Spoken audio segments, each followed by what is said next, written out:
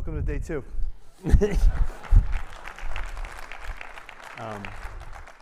We hope you guys enjoyed everything yesterday. Our mission and vision is to bring the thought leaders to the industry, and just enhance this community. We don't have slides. I guess we don't have slides. About a month ago, I was fortunate enough to be invited to speak at an event hosted by my good friend Caleb Gilliam's in the back of the room. And it was a really eye-opening experience. It was just what do we call it, the And Asset Mastermind. It was 2 days of a TED Talk style, 22 minutes, I think it was, we were allowed, where some of the most brilliant minds that I've ever seen in our industry just come to collaborate and to give and to just share, for the greater purpose of like uplifting everybody in the industry and everybody that was in that room. If you get the opportunity to attend that event in the future, I would strongly recommend that you take the time. What came out of it for me was, I went there thinking, all right, I'm going to give, and I did, and I shared my story and what we're up to, but what I got was so much more. The energy and the giving from the people. I struggle to find the words to explain the experience that I had. One of those people that I met and listened to, was so inspired from, was the next gentleman that I'm going to welcome on the stage, which is Chris Smith. We literally met 30 days ago, plus or minus, and we've talked a couple times on the phone, and I asked him, would you be willing to come join and speak at the Rising Tide conference? And he jumped at the opportunity, and I'm so grateful that he's here, and I just want to welcome Chris Smith to the stage. He's going to talk about leadership, and I think it's something that's lacking in our industry, and he's got an incredible message.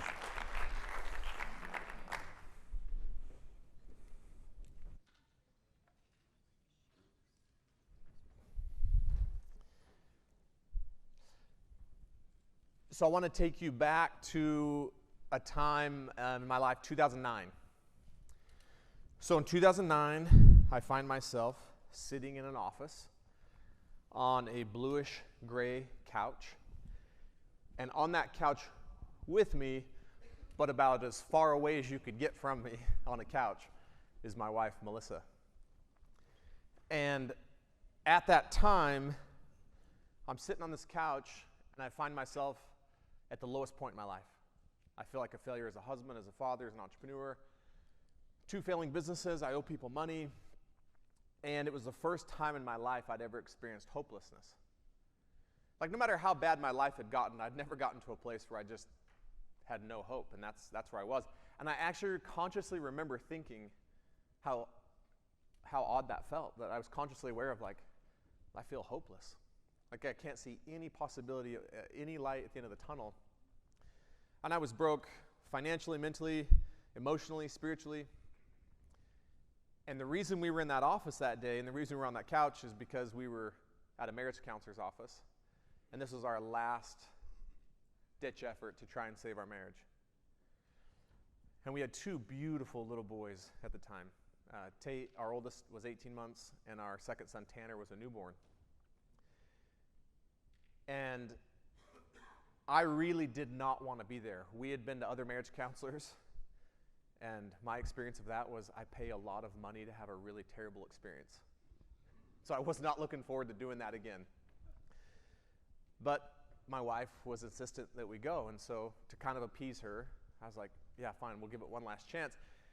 And actually on the drive there, I kind of had this brilliant breakthrough, which was, this is actually perfect, because when my wife sees that even the guy she has a good feeling about is a disaster, maybe she'll realize this is hopeless as well and give up on it. Because I didn't have a lot of hope for our marriage, but I wasn't willing to do something about it just on my own unless she was. real powerful, right?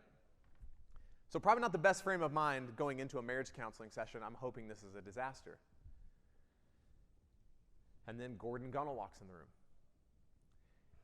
And from the minute Gordon walks into the room, just by the way he kind of looked at us and smiled, before he even said anything, it was kind of odd. I just felt like, man, there's something maybe different about this guy. And then he sits down and he starts speaking and absolutely confirms to me that he is different than any marriage counselor we've met up to that point in time. And he just simply said, I'm so grateful that you're here today. He said, I'm really glad that you came. And I hope that I can add some value to you today. And I want you to know it's not my job to save your marriage. That's not what I'm here for. And part of me was like, well, then what are we doing here? You know, you're a marriage counselor, dude. And he said, but what I am here to do is I'm here to listen to your story. And I'll be really authentic with you and I'll tell you my story. And if at the end of our session today, if I think you have a marriage worth fighting for, and if I think you should stay married, I'll tell you that. And if I don't think you have a marriage worth fighting for, if I don't think you should stay married, I'll tell you that. But I will be honest with you and I'll tell you the truth. And in that moment, I had two really conflicting thoughts. One was, wow, that's amazing, because that's all I've wanted this whole time was just someone to tell us the truth. And then the conflicting thought was, man, I thought this guy was going to be terrible, and he seems really amazing. He's kind of screwing up my plans here. And what's fascinating about that is I ended up sharing more with Gordon that day than all the marriage counselors and people combined, because of his leadership and his authenticity and his way of being. And he was so real that I opened up and I shared, again, more with him than I'd shared with anyone. And then my wife told her story. And then Gordon shared with us his story. He told us that he and his wife had struggled in their marriage. And they fought to save it, and they worked at it, and they figured some things out. And that's what led him to realize his calling in life wasn't to continue on in the family business that he was on pace to take over. His calling in life was to go help other couples with what they had experienced. And that's what led him to become a marriage counselor. And what's interesting is he said that, I was like, man, that's all I've wanted too, is to find something I feel called to find something that really is not just a career for me or a job, but like my calling in life. And Gordon was sharing with me that's what he had done. And I'll never forget as long as I live, because it saved my life, and it's the reason I'm on the stage today, and it's the reason my wife and I have now been married for 18 years, and we now have 5 children. And she's my absolute hero. She's my best friend. Like, I cannot imagine my life without my wife, Melissa. And 14 years ago, I was ready to ditch it all, and then one guy showed up. And the only thing he said to me is he looked us in the eye after, we'd shared our story and he'd shared his, and he kind of sits back and he kind of smiles at us and he goes, yeah, I believe in you guys. I really believe you guys have something worth fighting for. And that was it. That's all he had to say. For the first time in years, I saw possibility for my life. I saw a little bit of hope. And while that doesn't sound profound, that's what he did that day. He showed up like a leader, willing to lead us, not like a counselor there to counsel us. And it was the language he used that spoke possibility into me that helped me see possibility where I couldn't see it. And I went on to do some individual sessions with Gordon, if that tells you anything about the state of who needed the most help in our situation. And Gordon gave me an amazing book. Anyone read Man's Search for Meaning by Viktor Frankl? That book changed my life, and one of the things in that book that stood out to me is, what is to give light must endure burning. And I thought, I want to find something that I'm so called to, that I'm so convicted by, that I'm willing to burn for it so I can go give light to others like Gordon has given to me. And that put me on the path to where I am today, and it really put me on this path of really being fascinated with 2 things. And everything I want to talk to you about is those 2 things, and it's leadership and it's language. And when I look back to what saved my life and what saved my marriage, I could say it was Gordon, and certainly it was, but it was really these principles. It was Gordon's leadership, how he showed up for us, right? And his authenticity and his boldness and his confidence. And then his language, the words he used to speak possibility into us when possibility didn't exist for me. There was no possibility. And one of the things that I really want to set the stage with here today is that I don't believe that there is anyone right now looking for an advisor.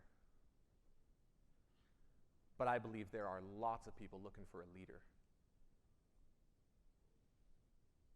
No one's looking for just another advisor who can give them advice. Families are desperately searching for leaders who can provide leadership to them. And so the context that I want to offer this framing is advisors give advice and advice informs, but leaders provide leadership and leadership transforms. And so the question is, what business do you want to be in?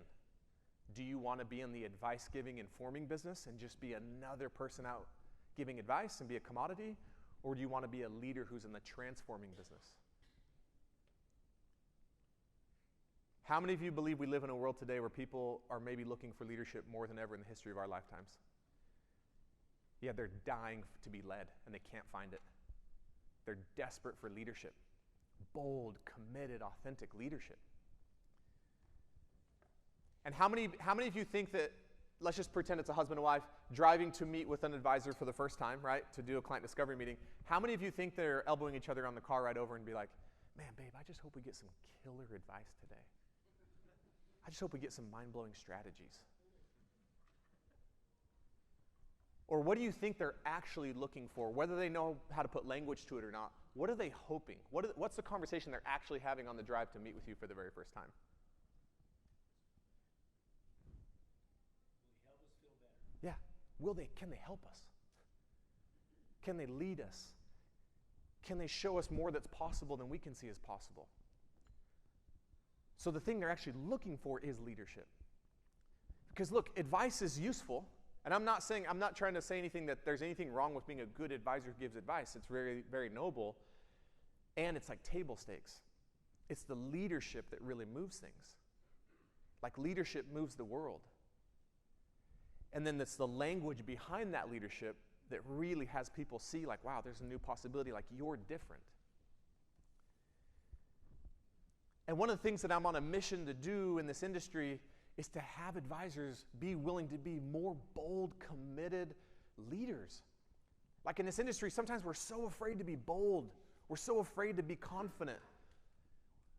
We're really nervous if I ever said the word like, hey, have a little swagger.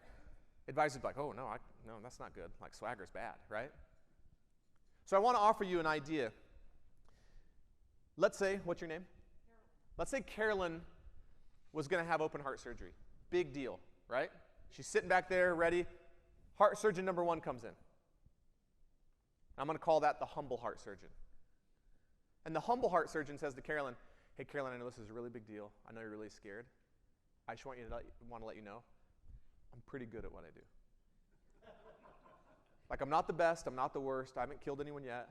Graduated about bottom third of my class. But look, I think you're going to be okay. Like, let's give it a shot. See what happens. What would you be doing, Carolyn, in that moment? Yeah. It's like, I am suddenly healed. Like, my heart feels great, right?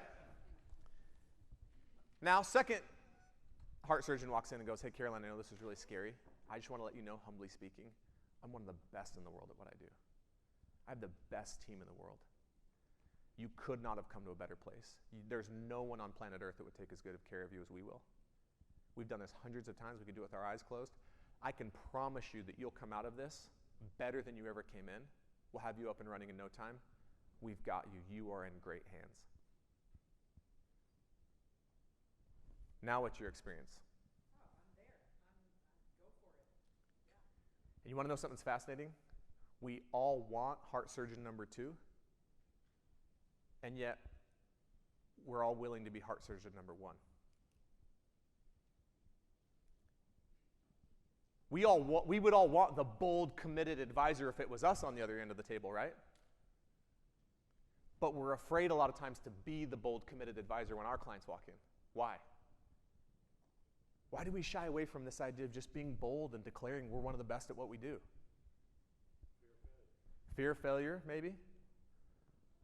Why else might we shy away from being bold and confident and committed and using declarative language like that?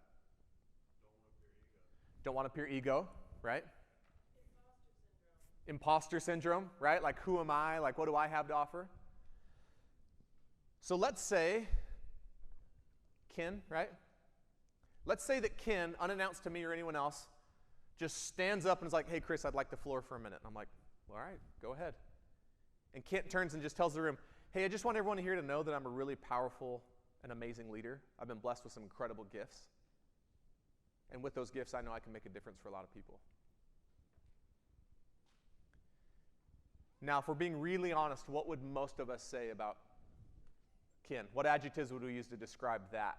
Sit down. Yeah, sit down. Who do you think you are? We'd be saying he's what? A dick. That's a new one. Yeah, I could see that. Ken's a dick, narcissist, arrogant. Man, I can't believe that doorway was big enough to fit his head through it, right? Now let's say a little while later, what's your name? Brian stands up, unannounced, says, hey, Chris, now I want the floor for a minute. And he goes, hey, unlike that guy, Ken, I'm not that big of a deal. I'm nothing special. I'm nothing important. I just show up and do my best. Most of us would say, oh, Brian's what? Humble, right? So I want to reframe something for you today, and I hope this really hits you in the soft tissue between your ears, and you really hear what I'm about to say. It's a complete backwards lie that we've been taught ever since we were little. That it's not okay to be bold. It's not okay to believe in yourself. It's not okay to edify yourself. And if you think about it, most people are so flabbergasted and I've given this analogy to thousands and thousands and thousands of people over the years with audiences. We're so flabbergasted at the beginning of Ken's made up situation of him saying, I've been blessed with these amazing gifts, I'm an amazing leader. Most people miss the last sentence. Anyone catch the last sentence of what I said with Ken's example? And with these gifts, I know that I can go help a lot of people. See, we're so flabbergasted that someone could believe in themselves and be a leader and be bold that we miss the part where Ken's actually telling us, it's not about me. My boldness and my confidence, it's just about me being able to make a bigger difference for more people. That's what it's about. And Brian, who's the only person that Brian talked about in his scenario? Brian. I'm not this, I'm not this, I'm not this. And yet society will tell us, oh, that's really humble and selfless. No, that's one of the most selfish things a person can do. Super self-centered, super focused on me. And yet we do it to play small because it kind of excuses us from having to be bold leaders. The most selfless, courageous thing you can do is just to accept the gifts that you've been given and realize you matter. Realize you have talents and gifts, and with those gifts and talents, you can go make a difference for a lot of people. In fact, we have a responsibility to. And some people say, well, Chris, what about, though, being arrogant, narcissistic, and egotistical? I'm like, well, yeah, just don't be. We don't even have to go there, right? So with Ken's example, it's not, and because of these gifts, I'm better than you. It's like, no, I'm not better than anyone. None of us are better than anyone. It's just, I know that I have gifts and talents, and I know with those I can go serve a lot of people. And who do you think will make a more profound difference for more people in their lifetime? Ken or Brian in those examples? Ken. The dick. Ken the dick. Sorry, Ken, you're really not. Yeah, let's not have that stick. Let's not have well, I won't go there with a rhyme. So, anyone willing to share what they hear in this? Anyone willing to share what's occurring for them around this idea of boldness? Yeah, please come to the mic. Thank you. What's your name? Andi. Andi. So I pick a word of the year, and this year my word is humility. And it's interesting because whenever I pick a word, it manifests. My word for 2020 was pause. So yeah, way to go. Yeah, way to go. Yeah, right? It was amazing. You kind of screwed us all over in 2020. Yeah, and so what I've been studying is kind of how we've misconstrued what humility means. Totally. And it's really fascinating that we think humility means we have to deface ourselves, that we have to be of service, like we're below other people. And that's not what it means at all. So it really hit me with what you said about that, is that we have it all backwards. And we do a disservice to other people when we don't, let us be our full expressive people. There's the quote by, I think Nelson Mandela is the one that originally said it, about letting your light shine. Totally. And when we dim it, we actually are doing a disservice to others. I don't have the quote memorized, but it's really obvious when we do that to ourselves. We think we're being humble, but what we're doing is not being responsible in the work that we're trying to do. I love that. Thank you. Yeah, let's hear it for. Yeah, and look, that's been my experience, is that humility has been taught as this like, really like, oh, I shrink and I'm self-deflect and it's like, no, there's this like, I'm powerful, humble. Humility is realizing I'm not better than anyone else, but it's also like I'm humble enough to realize I've been blessed with gifts and talents, and I'm humble enough to not make it about me, and I'm just gonna make it about going and serving other people. And I don't know if the quote is by Nelson Mandela. I've also heard it attributed to Marianne Williamson, but the quote I believe is, our greatest fear is not that we're inadequate, our greatest fear is that we're powerful beyond measure. We ask ourselves, who am I to be brilliant, gorgeous, talented, fabulous? And it's like, well, and the quote is, well, who are you not to be? You're a child of God. Your playing small does not serve the world. There is nothing enlightened about shrinking so that other people won't feel insecure around you. You were born to manifest the glory of God that is within you, and as you let your light shine, you unconsciously give other people permission to do the same. I think that's the gist of the quote. But it's like, look, people are out there dying to be led, dying to have some light, and we can give it to them. You know, another fascinating thing to me about this industry that I think sometimes we fall asleep to is I don't know of another industry that has a greater impact on the fulfillment of the living of someone's life than this industry. Think about that statement. There's not another industry in professional services that has a greater direct impact on the fulfillment of the living of someone's life than this industry. Like, you literally can go help people do and achieve more than they ever thought possible and live a bigger life than they ever could have imagined. And you know what I think is so sad? I think there's a lot of people who could go live a much bigger life of fulfillment and possibility and giving generously to causes they care about and taking care of their family. And they've put themselves in a position to do it financially, but what might be the only reason they don't go do it?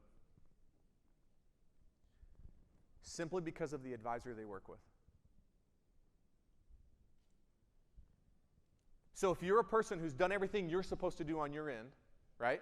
And you've really set yourself up to go live this big life of possibility and contribution and generosity and just enjoyment, but you end up working with an advisor who doesn't show up like a leader, but they show up like an advisor. You know, the type of advisor that meets with you maybe once a year and sends you an email on your birthday if you're lucky. And basically just says, oh yeah, here's how you're doing good, you're on track. Do you think that person's likely to go live a bigger life of possibility because of that relationship? Now let's say you're fortunate enough to work with an advisor who's really a leader, who sees that it's not just my responsibility to advise you, but part of being a leader for you is I get to help you create a bigger vision of what's possible for you and your family and your life. Do you think that person might go live a bigger life of possibility and fulfillment because of the leader that they have the opportunity to work with? Yeah, think about the impact of that. And sometimes I wonder, like, are we really present to that? Are our teams present to that? Do they really understand the impact of what we're doing here? And so what I want to share with you is I want to share with you how we define leadership, because I think it might be useful to create this shared context. When we say leadership, you know, what does that mean? And so the first definition that we teach of leadership is it's your ability to enroll your people, and your people could be your spouse, your family, your children, your clients, whoever your people are. But the first definition of leadership is your ability to enroll your people into a bigger vision of what's possible than they can see for themselves. That's what great leaders do. Great leaders just help you see that there's more that's possible than you would have ever seen. And what's so fascinating about human beings is we can only see what we think is possible. Does that make sense? But how many of you would agree there's always more that's possible than what we can see? But how do you get access to that? Usually from another person, right? They help you see it. And to drive this point home, I love doing this. I would actually challenge all of you, take a moment and just think of someone in an area of your life at some point in your life who did that for you. I want you to think of someone who showed up for you and helped you see that more was possible or believe in yourself more than you did at that time. Again, it can be in any area of your life. Just write their name down. And then if someone would please come to the mic and just share, I'd love to hear a couple stories. Carolyn?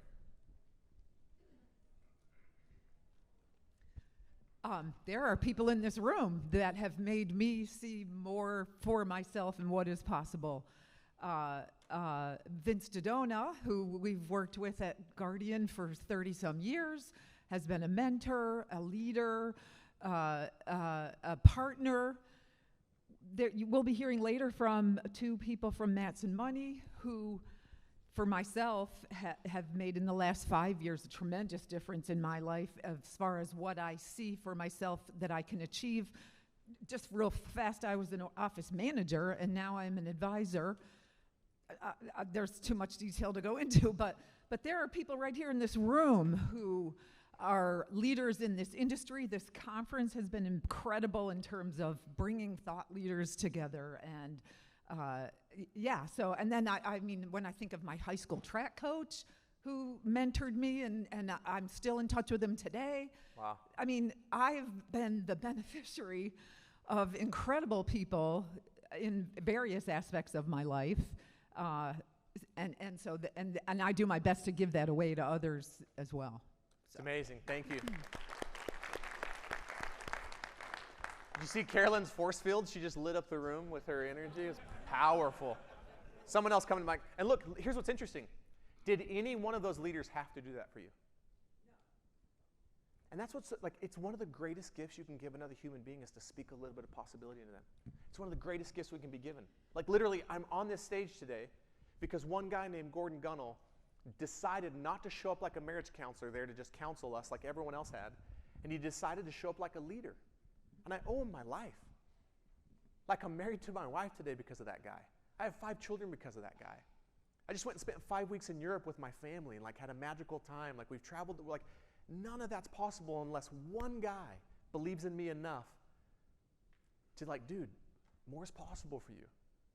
And sometimes it's like one conversation that no one had to have, and it's like, are we being that for our teams? Think about the people on your team. Are you enrolling them into a bigger vision of what's possible for themselves in their lives, your clients? So obviously, I'm not using Vince as an example, but for me, you know, if anyone knows me, they know Vince had a big impact on me. But there was this moment in college. I went to Santa Clara University, and I studied econ, and I was really passionate about development economics, microfinance, that kind of thing. And I was looking at studying abroad. I knew that was something that was really important to me, and I wanted to study abroad in Italy because they had a 3-week program in Africa. And I go to my professor, my econ professor, and he looks at me and he's like, Kristen, just go to Africa. And I was like, oh. Like, I never occurred to me because, you know, this is like it was 2002 at the time, and people just didn't really study abroad in Africa very often. You know, it wasn't like a super common thing, and I still today it probably isn't that common. And I just like, that's possible. Like I didn't even, and it just like, I remember sitting back and I just like, I remember where I was, I remember the moment, and it just opened up like something that I didn't even realize. So I go back to my parents and they're like, well, we'll come visit you in Italy, you know. But it just, you know, and to this day, like that was one of the best decisions I've ever made, and I can't really explain why. Like I feel like that experience is continuing to unwrap the learnings, the lessons, you know, being able to travel and I lived in Ghana for about 4 months in my life. It's amazing. But I never would have done it had he not just asked that question. Yeah. Yeah, and it's like, and a lot of times, and look, I've gotten to hear thousands of stories like this, and it's usually nothing earth-shattering. It's like one person's like, why don't you go to Africa? And you're like, I didn't even know that was possible. Because we don't know what's possible until someone says it to us. Yeah. Thank you for sharing that. And look, one of the things that really shifted for me when I was an advisor 12 years ago, and I was an advisor, and I loved being an advisor, but I had the opportunity to start doing this very thing for our own firm. And we got to a point where we were bringing in as much business in a month as we'd ever done in the history of our firm in a year, all through leadership and language. And that's when I realized, like, oh, this is my calling in life. That thing, like, what, you know, do something you would burn for. And one of my favorite quotes is by Mark Twain: the 2 most important days in your life are the day you're born and then the day you find out why. And through that process, I found out this is why I was put on this earth, not to be an advisor. And I love the industry, but it's to go out and help the industry.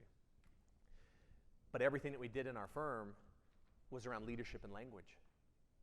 And here's, you want to start fundamentally changing the outcome of your discovery meetings with a prospective client?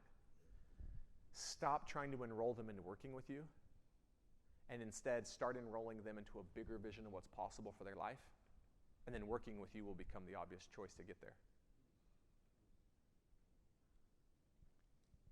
If I could share one thing about sales that's moved the needle for me more than anything, is when I've actually stopped trying to sell people on my thing and started selling them on a bigger vision of what's possible for what they already want, and then just showing them that my thing gets them there. Does that make sense? And so it's like, are we willing to do that for our teams? Are we willing to do that for our clients? And look, what do you think happens if someone comes into a client discovery meeting with you and you start to help them see a bigger vision of what's possible? What do you think that creates in them towards you? Yeah, some action, some connection, Paul, do you think if I came in to meet with you for the very first time and you started helping me see a bigger vision of what could be possible for me and my family and my life, do you think at the end of the meeting I'm going to say, man, Paul, thank you for that. That's amazing. I'm going to go ahead and implement that with a different advisor. No, it's like, you helped me see it. It's like, now lead me to it. Like, where do we go from here? If you help people see a bigger vision of what's possible, they follow you anywhere. And look, we got to do this for people because most of us can't see it. Like, we're just charging through life, all of us, even me today. I still have to have people who can help me see that bigger vision of what's possible, so then I can go live into it. And it's for our teams as well. Sometimes in this industry, we have a real tendency to skip over our teams and make it all about the client. But it's like, man, could you go through every one of your team members and could you tell me what's possible for them? And have you had that conversation around, hey, let's talk about what's possible for you. Let's talk about what you really want, and let's show you how by working here you can achieve it. See, most people don't leave companies because they're unhappy. That happens, but not as much as you would think. Most people leave companies because they don't see how what they want most in life can be accomplished by working at your company. So they have to leave until they can go try to find it somewhere else. And unfortunately, I believe there's a lot of happy, fulfilled people that leave companies. And they're not leaving because they hate their job. They're not leaving because they don't have a good situation. They're leaving because no one has ever sat with them and said, hey, what do you want most in life? Like, what's possible for you? And then help them see, like, well, if that's what you want most, you could actually have that by working here. Because again, we think they'll just see it. They'll never see it unless we help them see it. So one of the things as leaders, we're constantly enrolling people into the vision of what's possible. And it's not a one-time enrollment, right? We're constantly, consistently enrolling them into this vision of what's possible.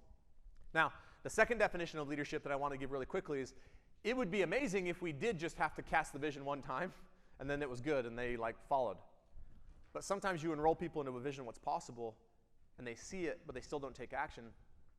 And so the second definition we teach of leadership is your willingness to challenge people more than they've ever been challenged, while supporting them more than they've ever been supported.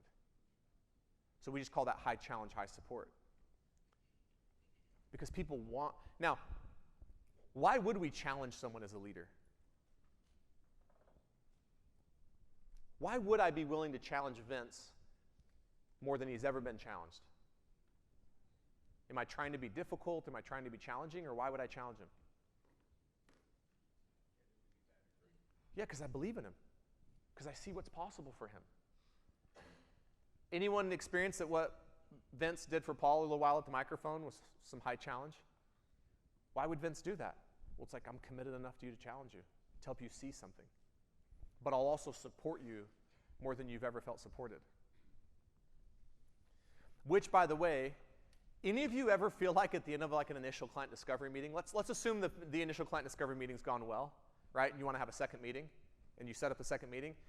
Anyone ever feel like, have any of you ever wondered, what would be a really powerful way to end the second meeting other than, well, hey, it was great meeting with you. We'll see you in a couple weeks, right?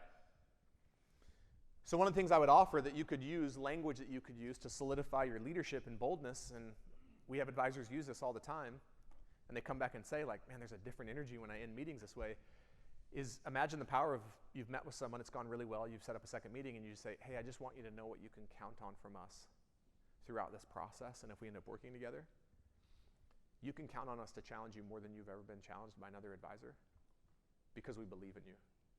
And we want you to achieve your full potential, and we want you to achieve everything that's possible for you and your family. And you can count on us supporting you more than you have ever been supported by another advisor, another firm. And I look forward to seeing you again. Vince, you think that lands for people at the end of a first meeting? I think it's brilliant. Yeah, because people aren't spoken to that way, right? It's like, no, tell them, like, look, if you work with us, I will challenge you more than you've ever been challenged, but it's just because I believe in you. I just want to see you reach your full potential. But I'll also support you more than you've ever felt supported. And I've never had an advisor come back and report to me that upon saying that, a client was like, yeah, no thanks. Like, let's just do the bare minimum, like. People almost are like, wow, like they don't know how to receive that because they've never been spoken to that way from like a bold, committed place of leadership. And then the third definition that we teach of leadership is your commitment to being a demonstration of what you teach. So another way of saying that is like, are we trying to live what it is we actually teach? And I love the quote, more is caught than taught, around leadership. And the idea is that people will always learn far more by what they catch you doing than what they hear you saying. So it's like, how often is our team and our clients catching us living what we teach? Right? And so if we put out there to the world, hey, this is what we're about here at this firm, how often as a leader am I caught doing it and living it and being it?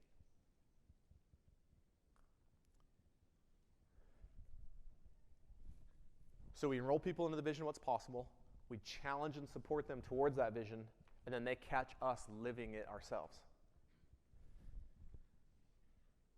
So one of the things that I want to talk about within this context of leadership also is I believe there's this thing that kind of sits at the intersection of leadership and language, and it's called identity. And I don't mean like your brand identity, like logo, colors, like that's a useful. I'm talking about the identity at the core of like, this is who we are. And one of the things that we find, unfortunately, in this industry a lot is that we've allowed the industry to swallow up our identity without even knowing it, if that makes sense. So I go into a lot of firms and I'll say, hey, tell me who you are. And I say that intentionally, tell me who you are. And they'll say, well, we're a wealth management firm. And I go, no, I asked you to tell me who you are. And they say, we're a wealth management firm. I go, no, tell me who you are. And they get frustrated, like, dude, we're a wealth management firm. And then I finally feel like I proved my point. I go, no, you see, wealth management is what you do. It's not who you are. Who you are is so much bigger than this industry. Who you are is so much bigger than money. Who you are is so much bigger than insurance and assets under management. But we've lost sight of that. We've kind of allowed the what we do and the who we are to become one and the same, unfortunately. Why do you think there's a risk in allowing what we do, our industry? What's the risk in allowing that to kind of swallow up our identity of who we are? How easy is it to differentiate yourself based on what you do? What's that? Yeah. It's the fastest way to commoditization, and a lot of times we don't even realize we're commoditizing ourselves. We don't even have to let the competition do it. We commoditize ourselves we allow what we do to swallow up our identity. So if I can separate those two things out and say, this is what we do, and we're amazing at it, so we're not shying away from what we do, but like, this is who we are. This is the identity that's bigger than any one of us. And it's an identity, we talked about this morning, that's not about us. It's our identity, but it's about the people we serve. And we talked about that this morning. That's where I disagree with Simon Sinek. I don't think people give a crap about your why unless your why is about them. No one cares about your identity unless your identity is in service to them. But you can create an identity that's in service to your people and your clients.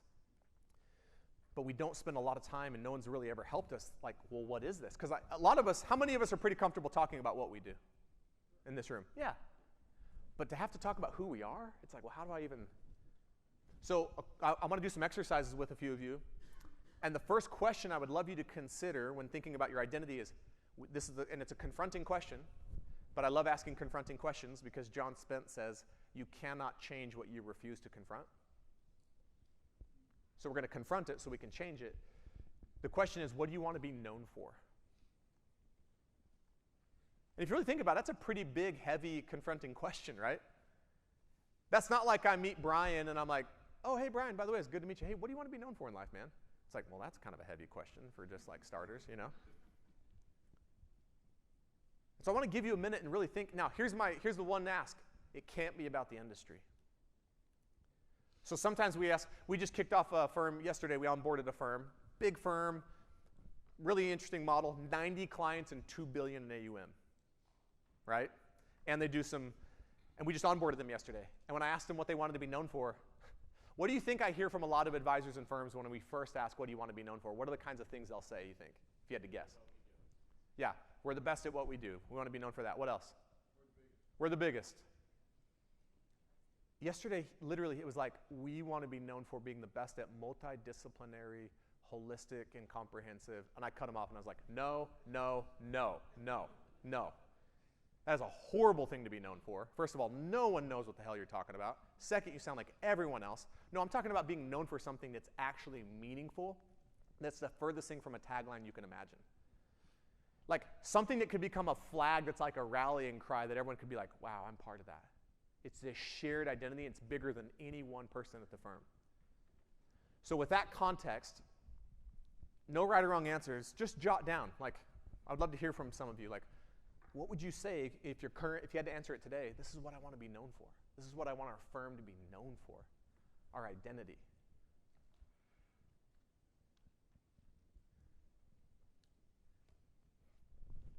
Vince? Vince, will you come to the mic? Oh, Vince has got a mic. So what I want to be known for is I want to be known for being a person who has actually allowed advisors to be the best versions of themselves that they could be. And what that means is that they've helped many, many people get what they need to have happen in their lives. Okay. Can I take a stab at that, Vince? Of course. So if I'm Vince and I'm just saying this, I'm like, what I'm known for more than anything is helping advisors get exactly what they want most in life by helping them help a lot of people get what they want most in life. That's what I'm known for. And you know what's crazy, Vince? I've learned about this too. Is if you don't tell people what you're known for, what's the risk in that? They're going to make up their own interpretation of what we're known for. Yeah, and what we're doing without knowing it, we're letting people interpret our identity all the time. Well, not in my company. It's like, you don't get to decide what we're known for. I'll just go ahead and tell you. This is not open for interpretation, right? Right, 100%. And that hit me several years ago, and I was like, why don't we just start telling people all the time, everywhere, all the time, by everyone, hey, here's what we're known for. Hey, by the way, here's what we're known for. Hey, here's what we're known for here at our firm. And then language has this creation power, right? When you speak language, it creates this energy so I say you create language, and then it creates you. And language is the fundamental element of creation.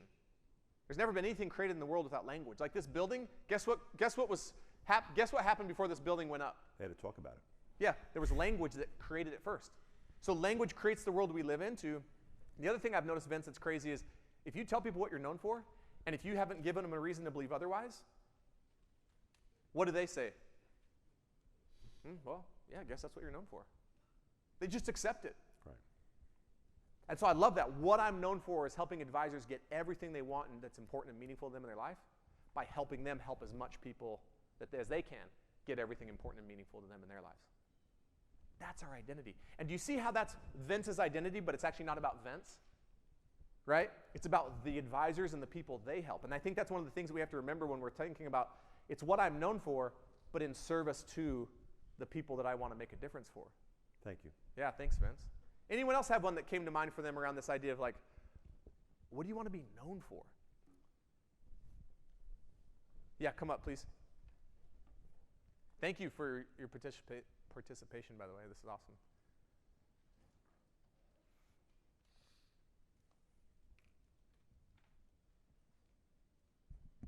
We're committed to help financial advisors make a bigger difference and do it larger and longer than they ever thought possible.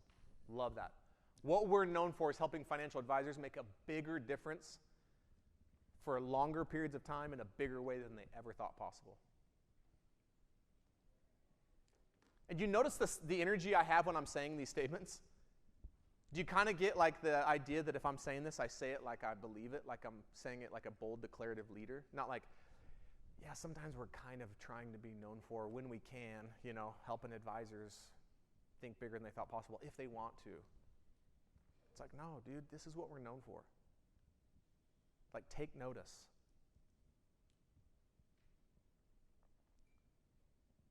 And one of the things that we don't talk about enough in this industry is we put a lot of emphasis on what to say, right? The words, which I'm a believer in because we craft that for organizations. We also put a lot of emphasis on how to say it, right? Pauses, tonality, intonations.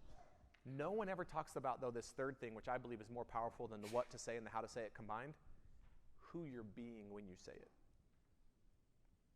it. Anyone of you ever had an experience of someone before they even open their mouth, they're just this way of being that you can just tell is like powerful? That was the Gordon effect. When he walked in the room that day, remember I told you, I was like, before he even said anything, I was just like, there's something about this guy's way of being. And that's that authenticity and that confidence, and that's that, like, I'm here to serve you. Like, I'm committed to making a difference for you. Brian? Chris, one of the thoughts I had as you were asking us to answer that question for ourselves is I get very uncomfortable with the question, like, what do you do? And I realize a more powerful way of answering that is the question that you're asking us, answering with what I'm known for. And just wanted to share that sort of idea that I had in answering that question, this idea of, for me, it's helping people believe what is possible for themselves, however I can do that. I love that. Yeah, so look, again, you want to be a leader and have someone have an experience of you. Someone comes up to you in an event and goes, hey, what do you do? It's like, well, I could tell you what I do, but let me actually tell you what I'm known for. You've already stood out. And do you think that anyone wants to know what we do, honestly? When you ask someone, do you honestly want to know what they do, honestly? Or is it just the best question as a society we've gotten used to asking?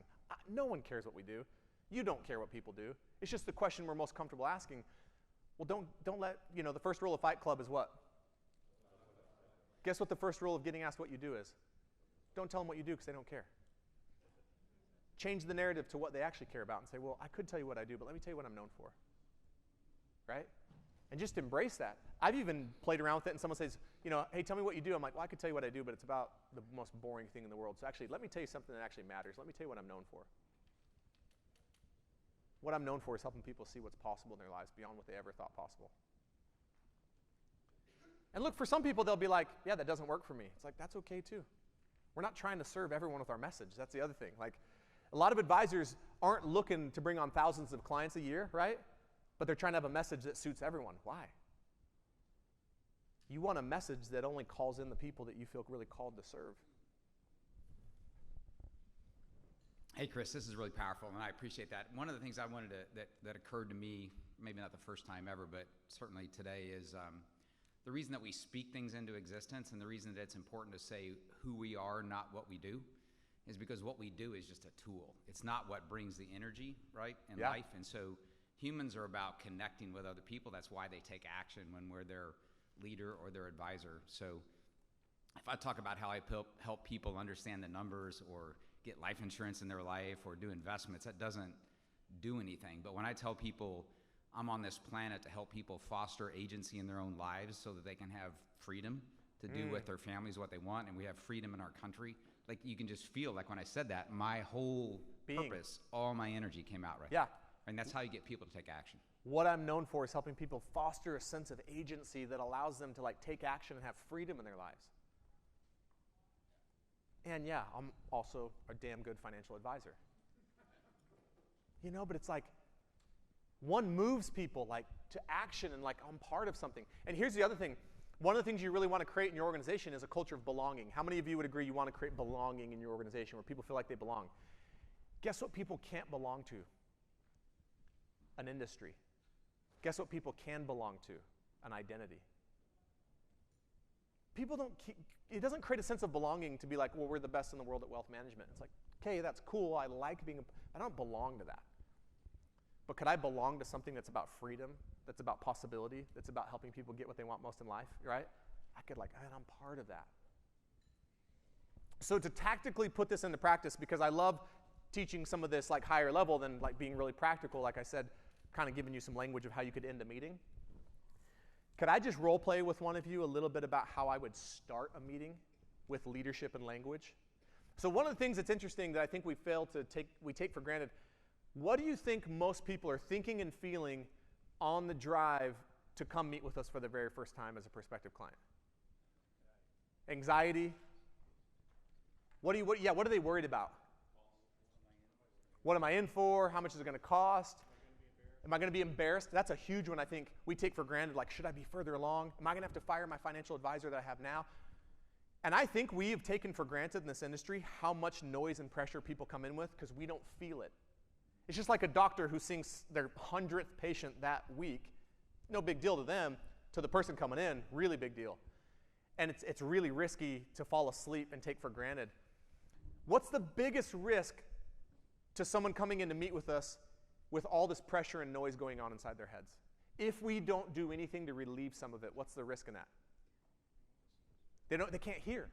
They're trying to, but they're literally trying to hear us through all this pressure and noise. And what percentage of what we say do you think actually gets through to them in a first meeting, if we had to guess? I don't know the number, but very small. So do you see the risk in not doing anything to relieve any of the pressure? Well, they don't feel listened. Yeah. Even if you are listening, it's hard for them to feel it because everything's being interpreted, right? Can you see that? Through that noise. So I started becoming fascinated with this several years ago and realized, man, I've done a really terrible job of helping people be free of that pressure. So I became fascinated with, could you do that? Using leadership and language, is there a way of being that I could have in the very beginning of the meeting that would literally have people go from, are they going to sell me something? Am I going to be embarrassed? Am I going to have to make a hard decision today?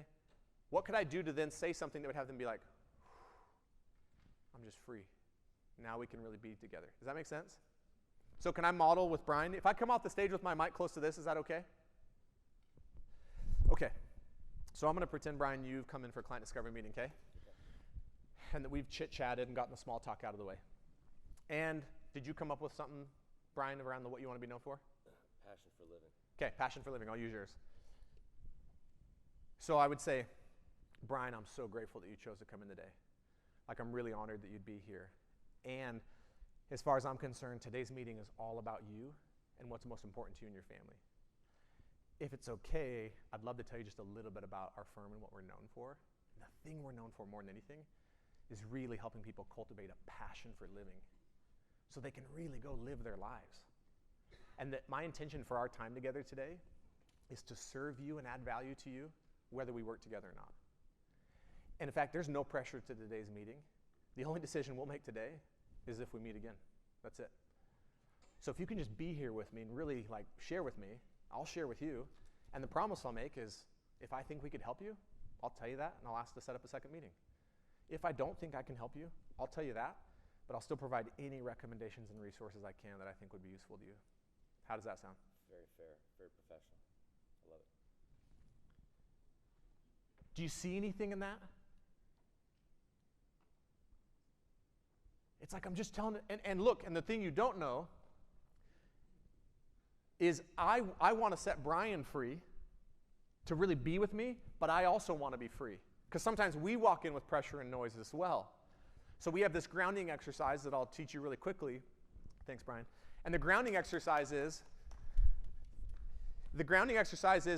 before I walk into a client discovery meeting, I catch myself before I open that conference room door, before I get in Zoom, and I just go, I'm a leader here to provide leadership.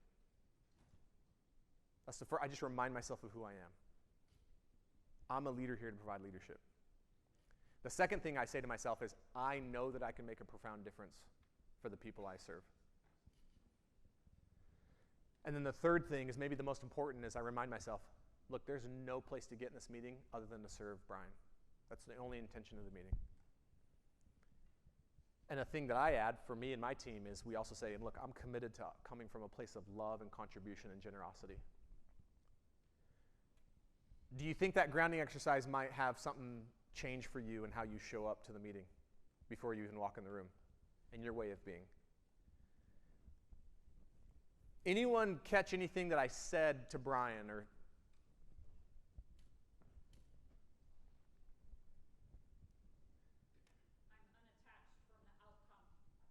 Yeah. So what I told Brian is, go ahead, Brian. Been a long time since I had a financial advisor, but I would hire you. I really felt cared for, nurtured, listened to. The pressure was off. You looked at me in the eyes, which on a Zoom is difficult sometimes, right? So it was a different experience than I've been using Zoom almost 98% of the business. Yeah. So it was a refreshing experience. I'm sorry for jumping in. I just want to put that out there. No, thanks, Brian. Yeah, thanks. And look, there's a lot of intention in the language there. I said to Brian, I said, my only intention is to serve you and add value to you, whether we work together or not. That's a pressure releaser. Because he now knows, oh, I don't have to work with you. Like and then the other pressure releaser is, and look, there's no pressure today. The only decision we're going to make is if we meet again. It's like, oh, I didn't, because they don't know, like, am I going to have to make, just tell them.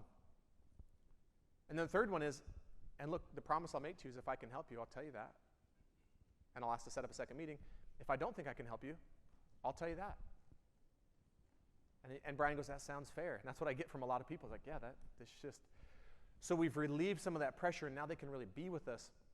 And in the absence of pressure, connection is possible.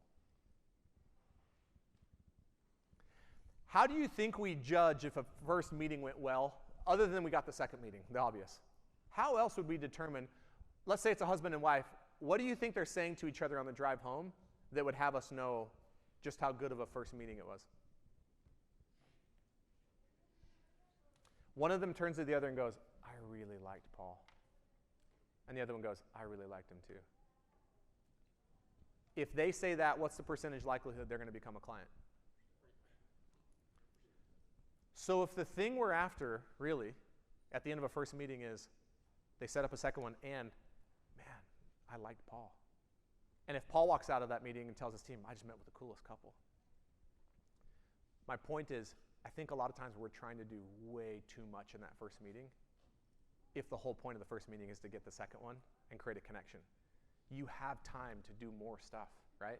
And I'm not saying we don't get into the numbers and we don't get into like some tactical stuff in that first meeting. But it's really about creating this profound connection, and it's a combination of your leadership and your language that has them just be like, man, there's just something different about you. I don't know what it is, but I'm compelled to meet with you again. The last thing that I want to say is we talk often about this idea of committing the lead and playing to win. And what I mean by this idea of play to win, as far as I can tell, there's 3 ways to play the game of life and play in this industry. You can play not to lose, you can play to play, or you can play to win. And playing not to lose looks like I'm going to kind of pull back, wait out the uncertainty, right? Kind of sit on the sidelines and see what happens. Playing to play is I'll go through the motions, right? And then there's playing to win, which is like, no, we're going to win. And we're committed to winning. We intend to win. And look, guess what's on the other side of winning? Just a lot of people you're going to help in a really profound way. And I really believe you're the type of people that when you win, everyone wins. Because you do it right. You're not the type of advisors that when you win, someone loses. No, when you win, your clients win, their families win, your team members and their families, heck, everyone wins.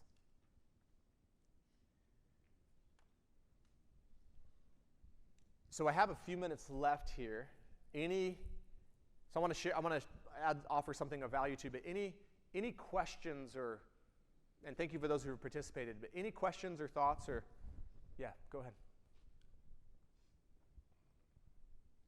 Yeah, I've got like 3 pages of notes. This was so good. Thanks, man. Yeah, thank you. And I'm trying to decide which part of my notes I want to go to first. It was so good. And I think to start, the first thought that I had when we're talking about coming from a place of our identity, like, can you raise your hand if you're a words of affirmation person? I am big time. One thing that I realize is, like, as much as I love words of affirmation, I'm always relying on words of affirmation from other people. And I got real present to that I don't ever take time to give myself daily affirmations. So it's like, all right, I can commit to that. And the easy, talking about playing to play, was to write them down. And it was like, I felt good about that.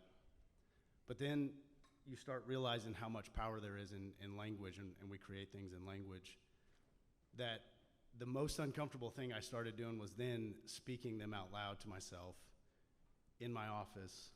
But then I realized, like, that the next 10x to that is actually speaking those words of affirmation about myself to other people. and saying it to others and sharing that. And I think that may be where a lot of us get held up. It's like, you can confidently say, like, here's what I'm about, and write that down, or you can even say it out loud and it's uncomfortable. But at the point that I look Brian or Vince or somebody in the eyes and go, hey, this is what I'm about, and I own it, and this is who I am, it's so much more uncomfortable. But at the same time, it's the most powerful way that we can actually create our identity, is by sharing that with other people. And so I just, first off, wanted to kind of connect those dots that, and encourage myself, but everyone else, is like, it doesn't mean much if we don't actually say it. And it means extremely more once we do say it and we own it, and we share that with others. So Love that. Yeah, thank you for that. That's really point one. The other thing, this was just kind of a funny note that I made, but when we talk about, I play a lot of golf, and always hoping you get paired up with somebody that's like, a young 35-year-old, executive, and can't wait for him to ask you, what do you do? And it's like you anticipate that, and then they finally ask, and it's like, oh shit, like, I don't want to. Here's my shot. Here's my shot. I'm a financial advisor. and there's like not a faster way for a client, a prospect, to go, okay, cool, I don't want to work with you because you're a financial advisor. I got it. I shared this story with my pastor, and he's that same way. He has that anxiety of sharing with people that he's a pastor, because the second that you say I'm a financial advisor, the second that you say I'm a pastor, people go, okay, I already know everything that I need to know about you. Totally. Let's start talking about something else. And we're putting the onus on the client or the prospect to carry that conversation on. It's like, I told him I'm a financial advisor. Hopefully on the next green, he goes, hey man, I've got an old 401k that I need help with. And it's like the most disempowering way to leverage the value that we bring to people, is by telling them everything that they in their mind, that they translate, that they need to know about us. Totally. I love everything you shared, and I know we're at time, but I would just say that we got to stop telling people what we do and start telling them who we are. And you got to start telling yourself who you are. That's right. So one of the deliverables that we give every one of our clients when they go through our process, we call it the brand manifesto. And we help them uncover their identity, unlock their message, create their story, all this language, and it's in this living, breathing document. And the reason we call it a manifesto is the definition of manifesto is a declaration. Mm-hmm. And that's how we want people to see this. Like, you're declaring to yourself first, this is who I am, and you're declaring to the world, this is who we are. And then I have a personal manifesto that I say it every morning out loud. I said it multiple times before I got on stage today. I'll say it tonight. I'll say it on the plane. And what I'm doing with that personal manifesto is there's these I am statements, these declarations that I'm creating myself with those every day, and I'm living into them. Mm-hmm. And I have a coach who challenged me to be really bold, and he goes, next time you're on a plane and someone says, hey, what's your name? Reply, do you want to know my name, or do you want to know who I am? Mm. And the first time I did it, unfortunately, someone didn't say, I was hoping they would say my name, so I'd get off the hook. Right. And they go, well, I want to know who you are. And I read mine, because I have it memorized, I read them my entire declaration of all my I am statements. Mm. And the woman got emotional, and she was like, I want to believe that about myself. But it's like, we got to, another thing I've heard before is like, we listen to ourselves instead of talking to ourselves. Like, stop listening to yourself. Because most of listening to yourself is just disempowering. I'm not enough. I'm not this. I'm not that. Stop talking to yourself and stop listening to yourself. Start talking to yourself. You're the author of your story. Like, pick up the pen, write the story of who you want to become, and live into that, and be a powerful leader. Like Marianne Williamson says, your light, as you shine it, sets other people free. And look, I'll just say this, like, my purpose at this stage in my life is I'm trying to receive as much of God's love as humanly possible and share that with as many freaking people as will listen. And even the ones who don't, I'm still just going to love them and bless them. And yeah, I have a coaching consulting business, and yeah, I make money, but like, it's so much bigger than that. And for the longest time, I thought it was just about that. It was just about what I did. It's like, no, we got to start telling people who we are, because it reminds them of who they are. Yeah, that's beautiful, man. Thank you. Yeah, thank you. Thanks for sharing that. Okay. I'm out of time. So I want to offer something I've never offered before. I'm going to give every one of you my personal cell phone. I've never done this. My team tells me it's a bad idea, but I'm going to do it. And I'll tell you why. So my cell phone is 480 430 1805. So 480 430 1805. It's not like someone else. It really is me. We coach hundreds of advisors every year. If any of you reach out in the next 24 hours with just your name and email, that's all you got to do. Say, hey, Chris, met you at the amazing conference. Here's my name and email. And if you're interested, our team will do an analysis of kind of where you're at with your brand, your story, and your message. And if you ever decided to do something with us, just because you text and just because you were here, we have a sales training we do. It's $10,000 a seat. I'll give that to you as a gift, or a member of your team, a $10,000 ticket to our 8-week sales training. All you got to do is text me. You don't even have to commit to doing anything with us for you or any member of your team, because I just want to say thank you to Vince and Dave and this incredible community. And look, Currence itself, guess what Currence is to me, the platform? It's a way for you to demonstrate your leadership. You're really missing it if you just look at Currence like another tool.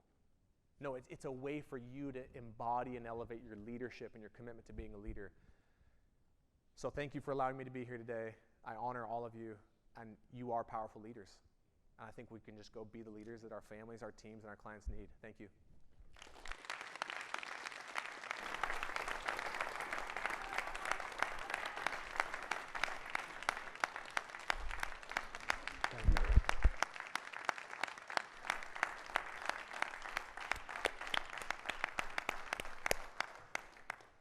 Okay, that was extraordinary. That's right. I bet you I beat you all to the texting thing, too. Whoa.